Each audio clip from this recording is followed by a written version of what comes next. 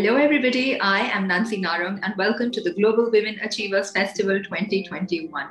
Today is truly a fan moment. I have with me someone who I have been adoring since times immemorial. She's Jenny from Joggers Park.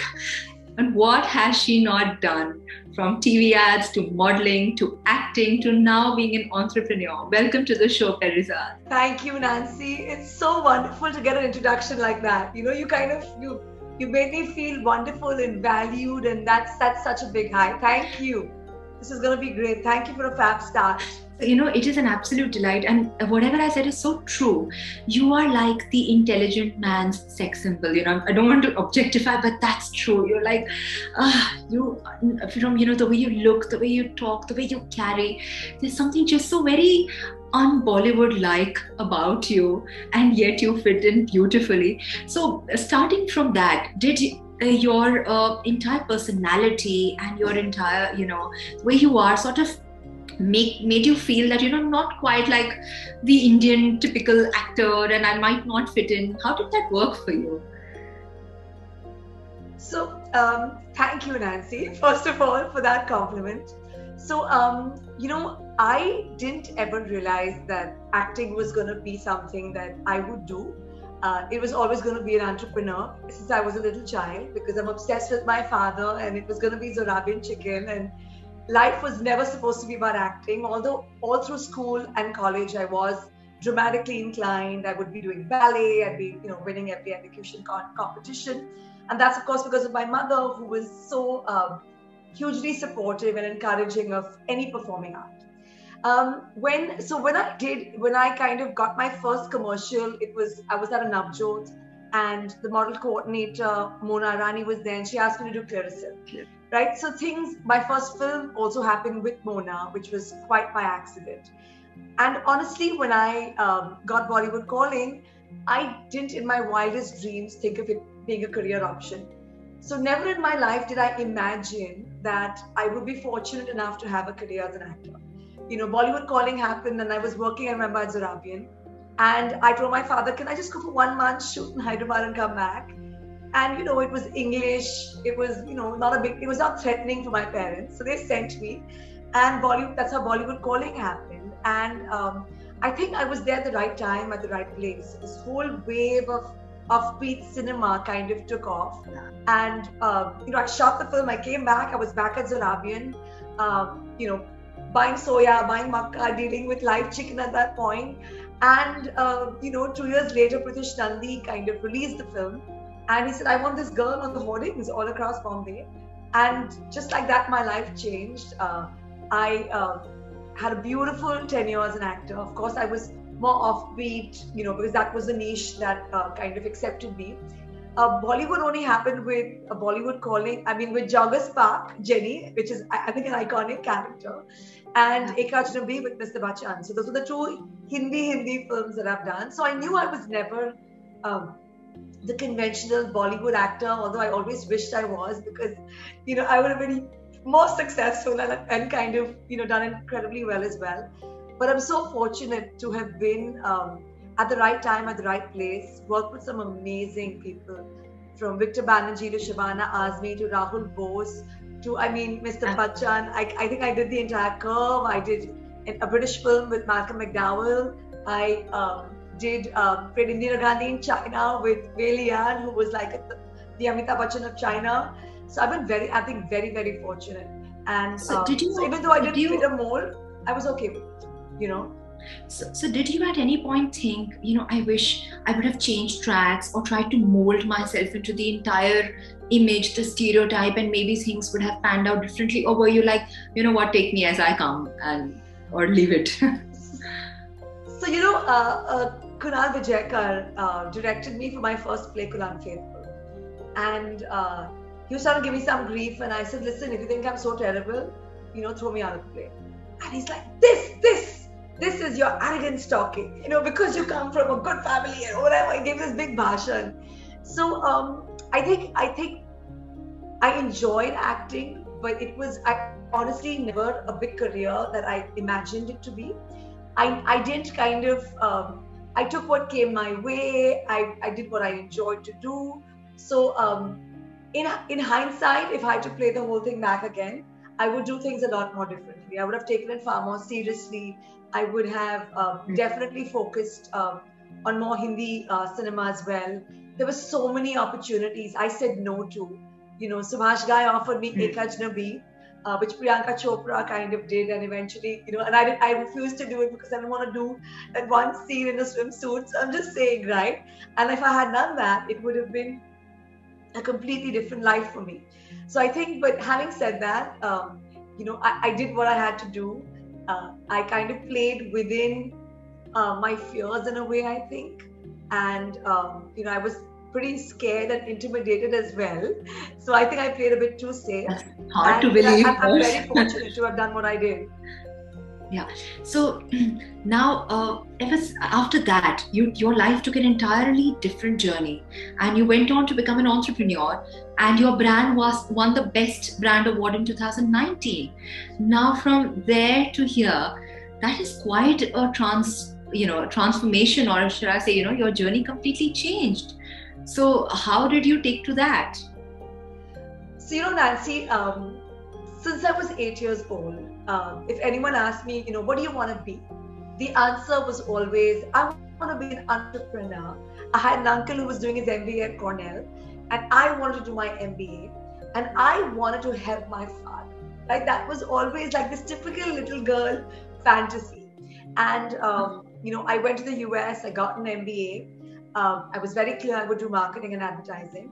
And I did that knowing I would come back and kind of work with my father.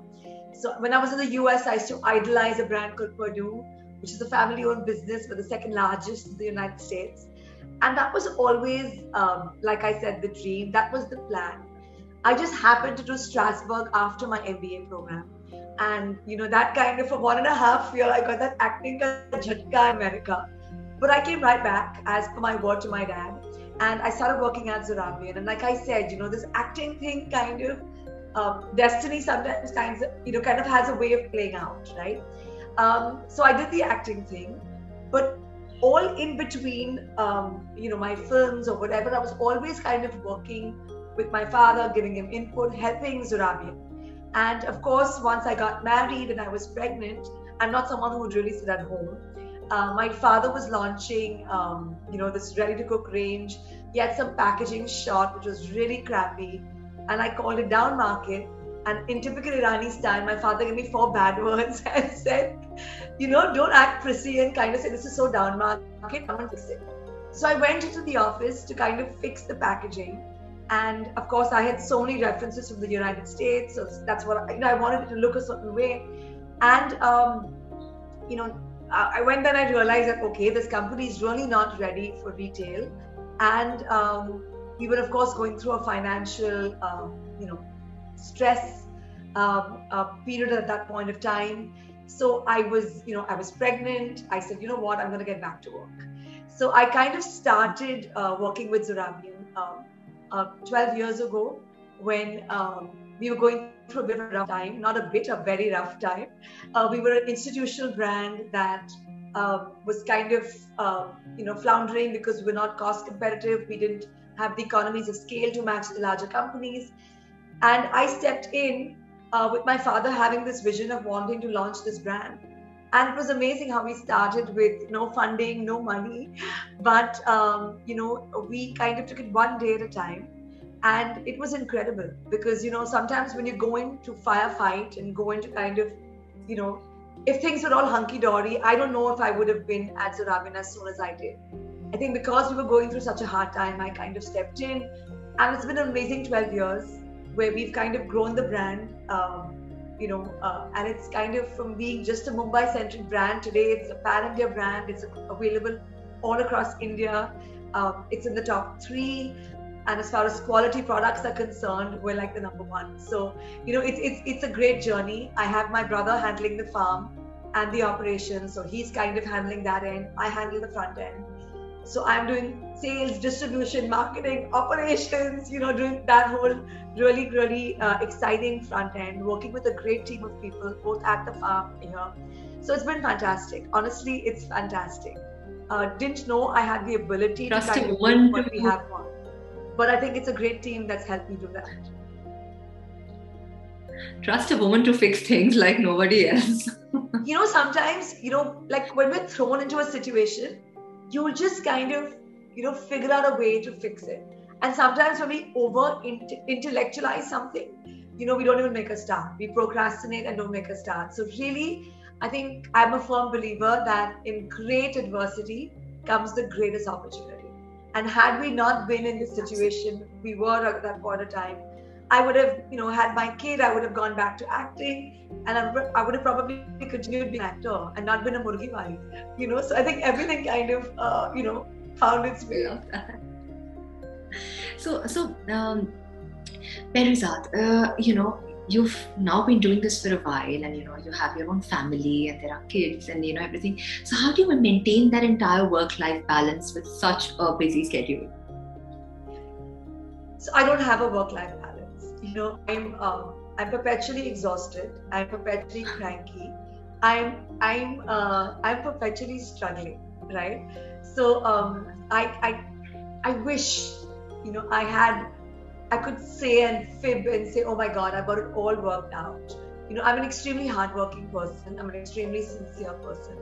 But I think I'm a huge control freak, and I really hope and wish that if I delegate and if I allow other people to take charge, who are probably more capable than me, I would be able to achieve much more, and I would be able to balance life a bit out much more. So whilst, I'm, I think, a decent boss, and I think I run a decent business. My kids academically are doing really, really well. But I think I wish there was more time for myself. I wish I could pursue a lot of my own, passions as well. There's a lot that I would love to do, which I think I'm so torn between Zorabian and my children that really there's a lot of balance that I need to incorporate in my life. And that will only happen the minute I start, I think, trusting the process and delegating. I want to know everything of everything, and I want to be in control all the time. And it's such humbug. The minute I get over that, I think, Zorabian will go to the next level, and, my life will be, you may just see me back on screen, you never know. You're such a delightfully honest person, Perizat. It's amazing. People don't say these things up front. Well, I was, Nancy, I was, always feeling, oh my God, there are all these women who manage it all. Why can't I do it, right? And then I heard Indira Nooyi speak, and she was talking about, getting, I think, promoted to president of PepsiCo, was, some story like that. And she goes in, and, the whole world's congratulating her, and then there was no milk in the fridge, and she's just like, yes.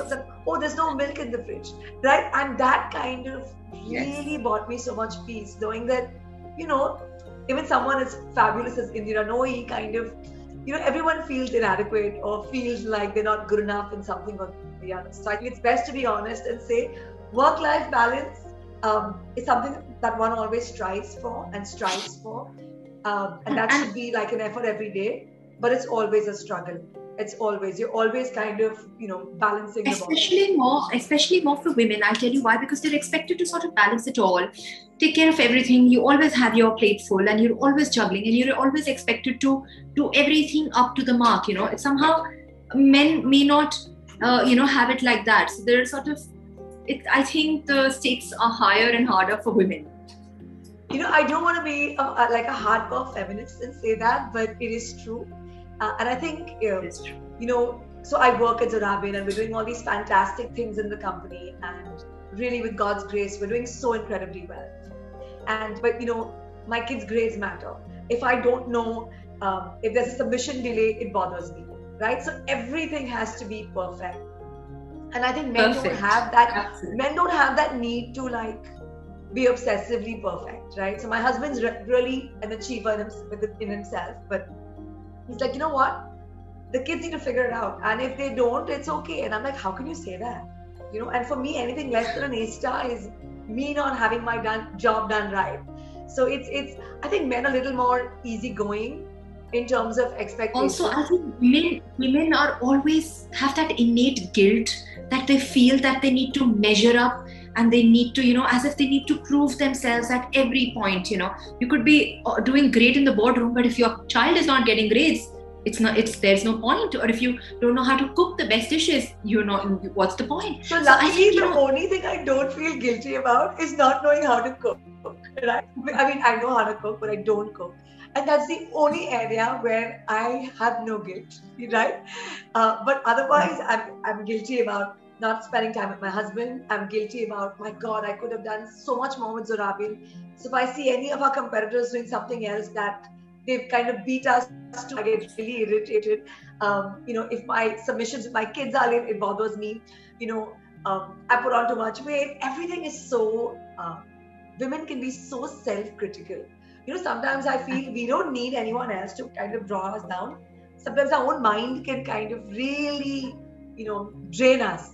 And that's something I kind of want to really work on.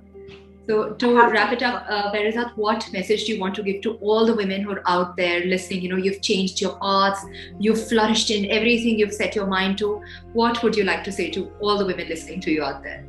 So I'd like to tell every woman out there, no matter what you're doing, right? There's like a little switch in the head. I think it's really, really important to quieten that voice down and not, like you said, be on a guilt trip. I think it's really, really important for us women to kind of take life head on as well at work. So when I'm at work, there's nothing I think I'm inferior at. I may or may not be good in a lot of things, but I go in playing the game as an equal. I work as hard as a man. I don't hide behind excuses. I get my hands dirty. And I think, I try my bestest to balance life. And there are some days that are good, some days that are bad. I think as long as we don't ostracize ourselves about it, I think life will be great. And I think the best advice would be to kind of really live and do what makes you happy. Because if you do what makes you happy, you'll find joy. Right? I love selling chicken. I genuinely love selling chicken. I kind of love being on stage as well, and I should be doing some of that as well. But, if you do what you love, success follows. Because you're passionate, you're driven, you're committed, everything else will kind of fall into place. On that beautiful note, I would like to thank you, Perizat, for being a part of the show. It has been an absolute delight. And again, I reiterate, it is my fan moment. Thank you. You're such a warm, exuberant, vivacious, vibrant person. And it's been a delight talking to you. Thank you so very, very much. It was wonderful chatting with you. You made me feel wonderful and great. And I hope I've not been over honest with you in terms of, kind of just showing you my vulnerability and just, but it's important to keep it real, right? So other women, everyone out there knows that, it's not easy, but it'll only get better the more you try. Thanks so much, Nancy. Thank you.